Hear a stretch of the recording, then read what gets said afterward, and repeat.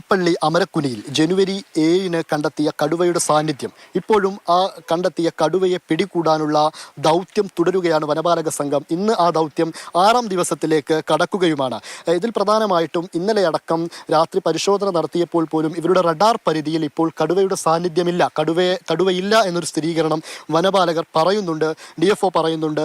അങ്ങനെയെങ്കിൽ ഒരു പക്ഷേ കടുവയുടെ സഞ്ചാരപഥം മാറി മറ്റെവിടേക്കെങ്കിലും പോയിരിക്കുമോ എന്നാണ് ഇപ്പോൾ സംശയിക്കുന്നത്. അങ്ങനെ വനപാലകർ ആ സംശയം അങ്ങനെ പ്രകടിപ്പിക്കുന്നുമുണ്ട്. അതുമാത്രമല്ല, ഇപ്പോൾ അതായത് ഈ അവസാനമായി ആടിനെ കടിച്ചു കൊന്ന തൂപ്ര എന്ന ഭാഗത്ത് മറ്റൊരു റീഅറേഞ്ച്മെന്റ് നടത്തി പുതിയൊരു കൂട് സ്ഥാപിച്ചിരുന്നു. ആ കൂട്ടിൽ അതായത് കടിച്ചു കൊന്ന ആടിനെ തന്നെ ഇരയാക്കിക്കൊണ്ടാണ് ആ കൂട് സ്ഥാപിച്ചിരിക്കുന്നത്. ഇന്നലെ പക്ഷേ അതിലേക്ക് കടുവ വരുന്നൊരു സാഹചര്യം ഉണ്ടായിട്ടില്ല. അങ്ങനെയാണെങ്കിൽ പോലും ഇപ്പോൾ ഇത്തരത്തിൽ അതായത് കടുവയെ ഇന്നും അതേപോലെ തന്നെ ആടിനെ തന്നെ ഇരയാക്കിക്കൊണ്ട് ഇന്നും കടുവയെ പിടികൂടാനുള്ള ദൗത്യം തന്നെയാണ് വനപാലക സംഘം തുടരുന്നത്. 13 വയസ്സുള്ള പ്രായമായ ഒരു ആൺകടുവയായതുകൊണ്ട് തന്നെ വേട്ടയാടിനെ പിടിക്കാനുള്ള സാഹചര്യം നിലവിലില്ല. അങ്ങനെയെങ്കിൽ ചെറിയ വളർത്തുമൃഗങ്ങളെ പിടിക്കുക, ആടിനെ തന്നെ ഭക്ഷിക്കുക എന്ന രീതിയിലാണ് എങ്കിൽ ഒരു പക്ഷേ ഇവർക്ക് പിടികൂടാൻ സാധിക്കുകയും ചെയ്യും.